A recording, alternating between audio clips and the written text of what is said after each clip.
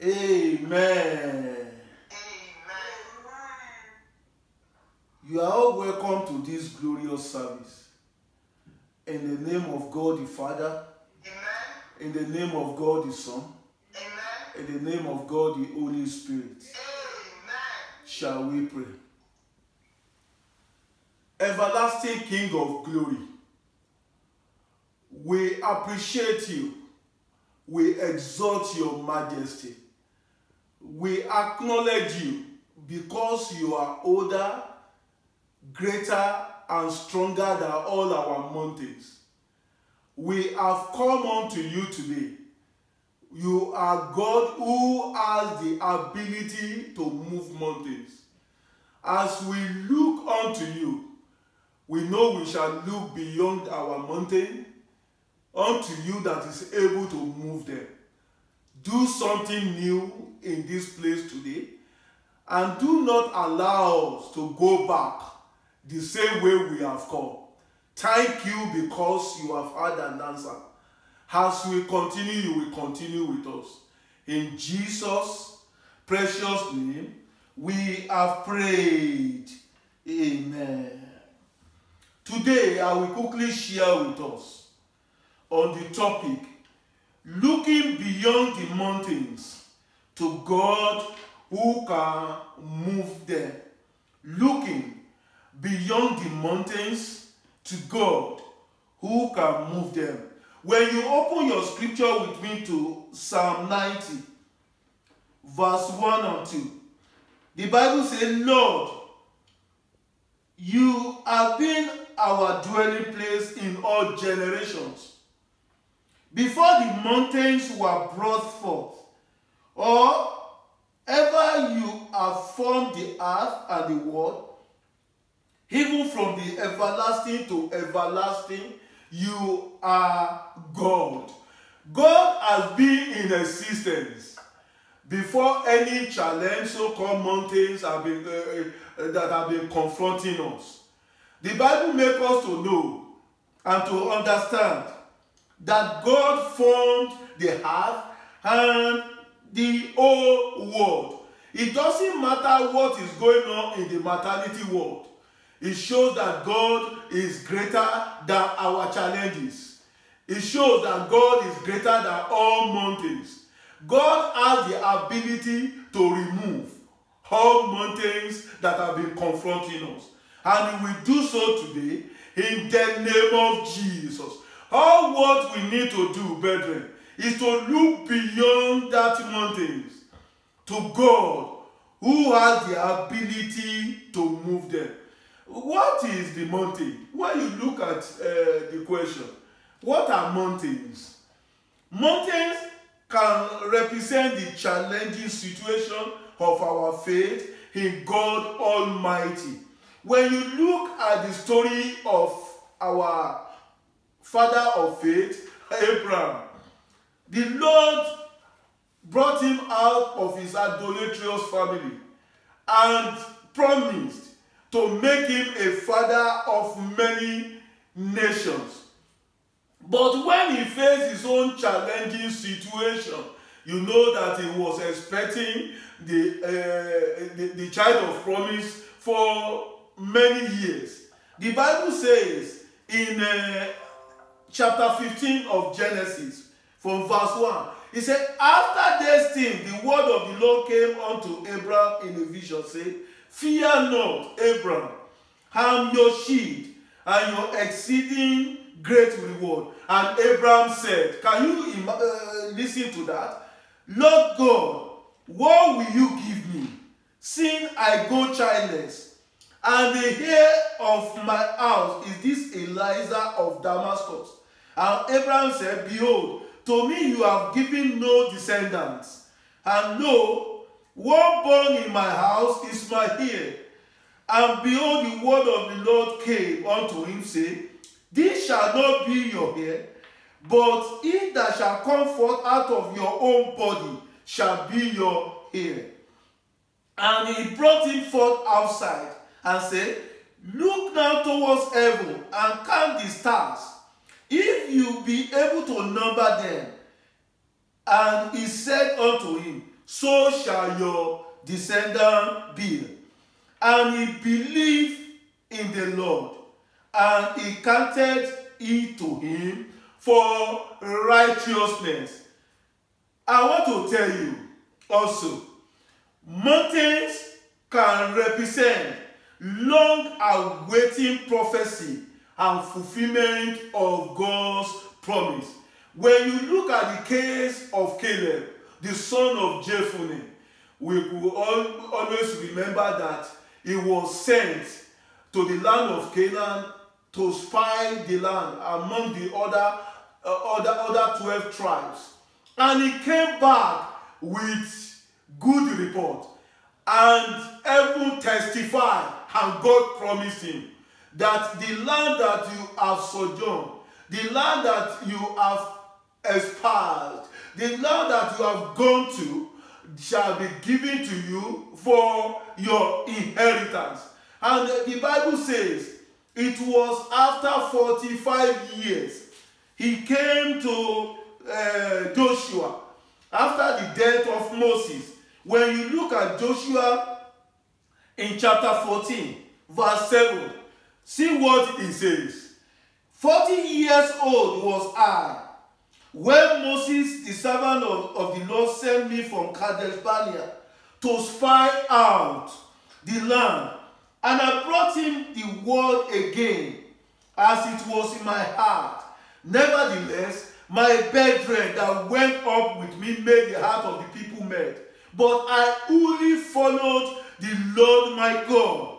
And Moses swore on that day, saying, surely the land on which your feet have trodden shall be your inheritance, and your children forever, because you have only followed the Lord my God. And now behold, the Lord has kept me alive, and he said, these 45 years, even since the Lord spoke this word unto Moses, when the children of Israel wandered in the wilderness. And now, lo, this day, 85 years old. That is when it was 85 years. But when it was 40 years, that was the time they sent him. I told him that it was long-awaited promise after 45 years. Even yet I am as strong this day as I was in the day that Moses sent me. As my strength was then, so even so is my strength now for war, both to go out and to come in. Now therefore, give me this mountain, of which the Lord spoke in that day. For you heard in that day that anarchy was there, and that the city was great and fortified. So if so be the Lord will be with me, then I shall be able to drive them out, as the Lord said. And Joshua blessed him and gave Caleb, the son of Jephunneh, Hebron for our inheritance. Mountain can also represent, brethren, great opposition assigned against our life and destinies. When you look at the story of Zerubbabel in the book of Zechariah chapter 4, book of Zechariah chapter 4, I want you to open your Bible to Zechariah chapter 4 verse 6. The Bible says, then he said and spoke unto me, saying, this is the word of the Lord unto Zerubbabel, saying, not by might and not by power, but my spirit, said the Lord of hosts. Who are you, or who art thou, O great mountain? Before Zerubbabel, you shall become a plain. He shall bring forth his headstone with shouting, crying, grace, grace unto it. Moreover, the word of the Lord came unto me, saying, the hand of Zerubbabel had laid the foundation of the house. his hand shall also finish it. You shall know that the Lord of hosts has sent me unto you. I'm standing upon the integrity of God's word and prophesy into your life that every abandoned project in your life this week will resurrect in the name of Jesus. Every mountain that have been confronting you, that have not been allowing you to fulfill your full potential in life, today the Lord Almighty will remove such mountains in the name of Jesus. He said, who are you, oh great mountain? He called it great mountain. It's a great opposition, brethren. He said that the hand of Zerubbabel has laid the foundation. His hand will surely finish it. What God has started in your life will surely come to pass in the name of Jesus. No mountain will truncate the plan and purpose of God concerning your life and your family in the name of Jesus. In the New Testament also, Jesus referred to ancestral and foundational problems as mountain. You see, every time there is a great challenge in the scripture, they refer to it as mountain. Because when you see mountain, you see mountain. It's either you climb the mountain, and when you climb the mountain sometimes, it will be difficult. I was watching one documentary that one of the mountainous guy climbed the top mountain. And he lost his senses. He couldn't know what to do, and he couldn't jump down. Those are the things. You know, sometimes some people will say that if you can't confront that mountain to pull it down, then you can climb on it. Yes, you can do so. But on top of the mountain, sometimes you might be helpless. But God has the ability to remove mountain from the root. And He will do so in your life today. In the name of Jesus.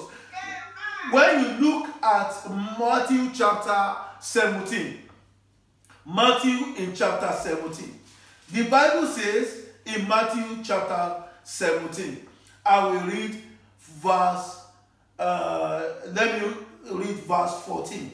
They brought a boy who was epileptic to the disciple, and they couldn't even cast out the spirit, the demonic spirit of epilepsy.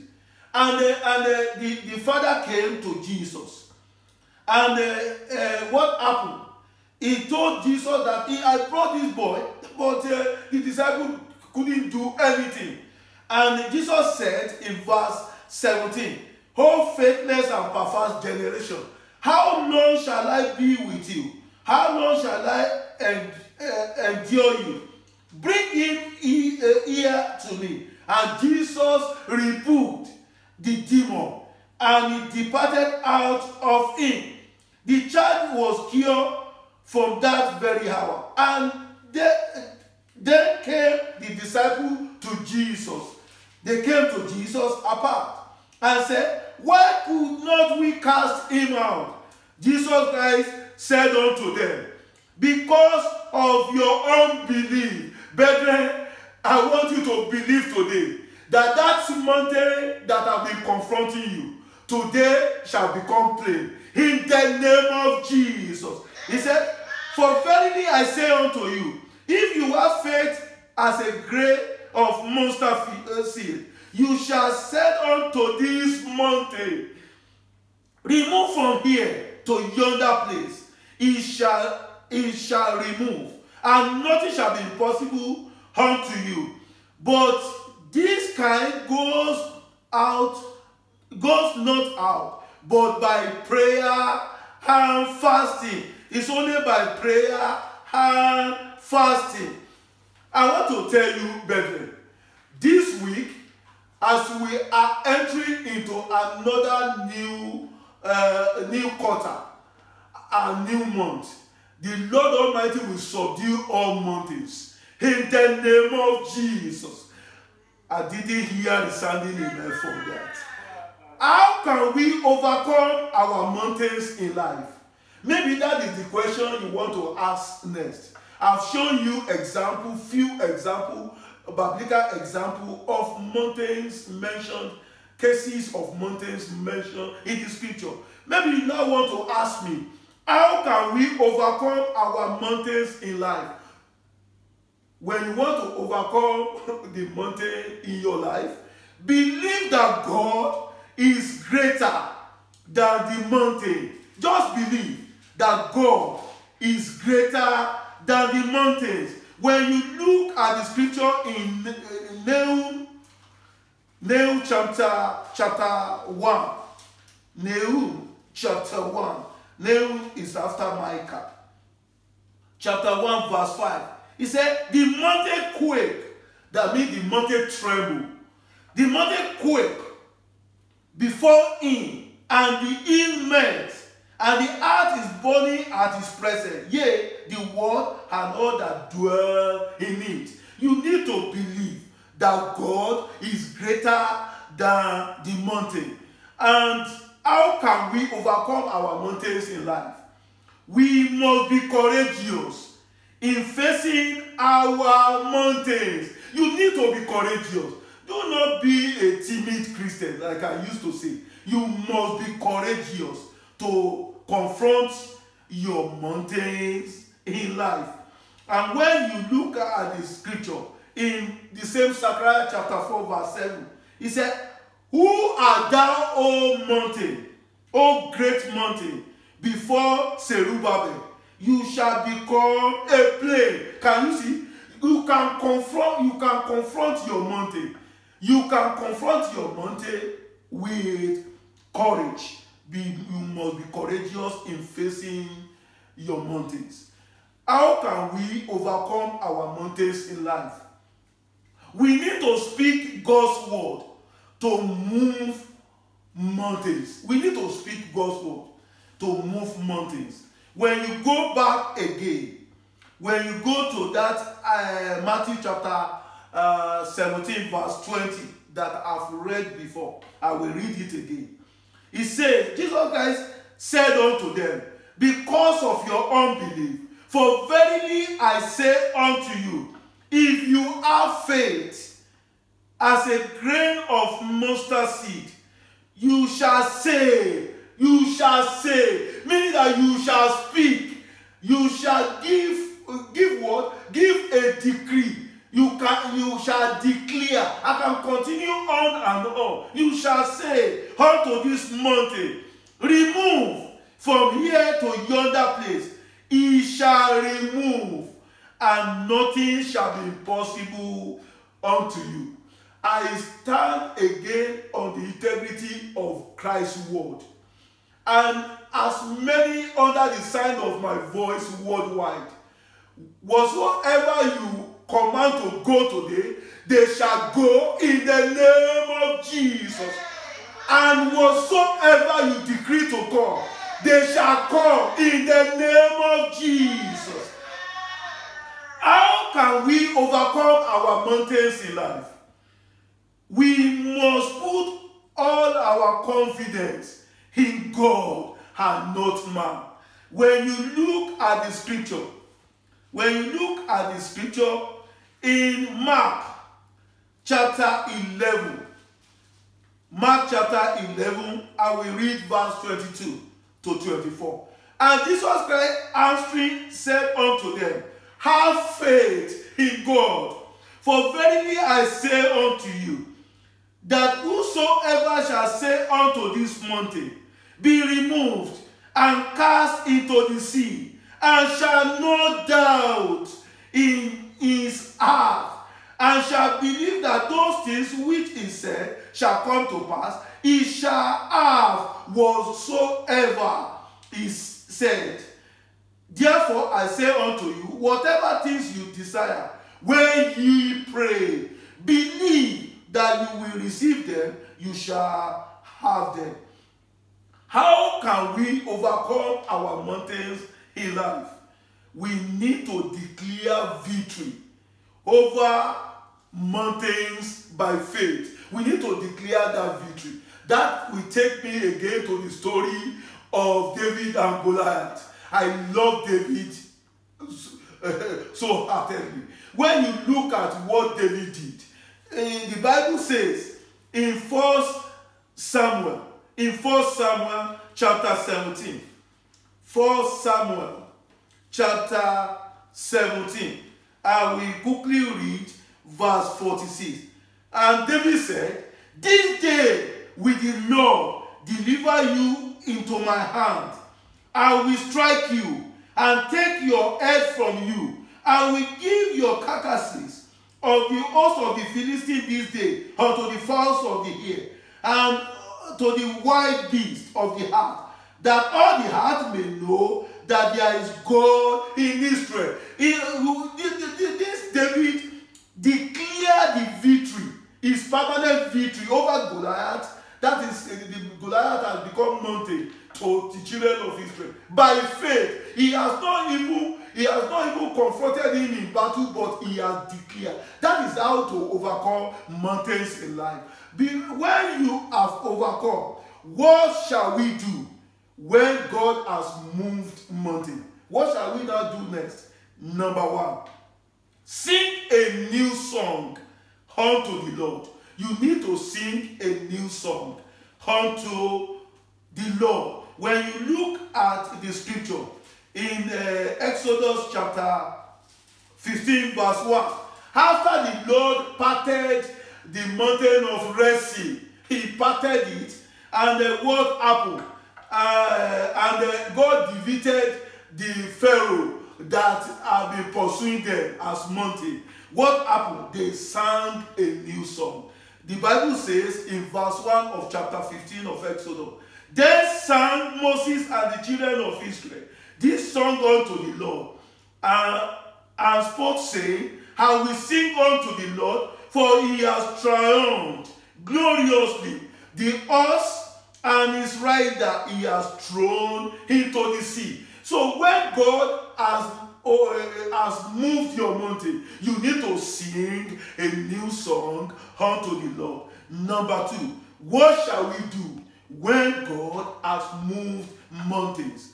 Pray that God's victory is permanent. You need to pray that God's victory is permanent. When you look at Ecclesiastes chapter 3, Ecclesiastes chapter 3, I will read verse 14.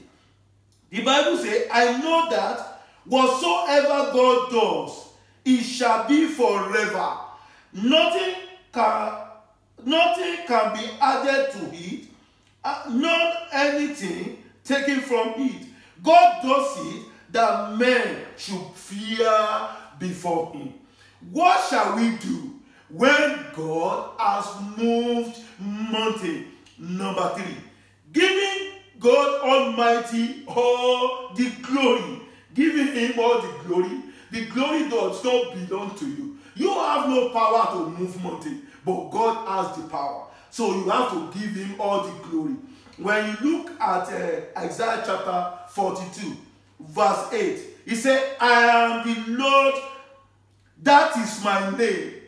My glory will I not give to another, neither my praise to graven image. When God has moved mountain today, or this week, or this new month you want to enter, you need to give him all the glory.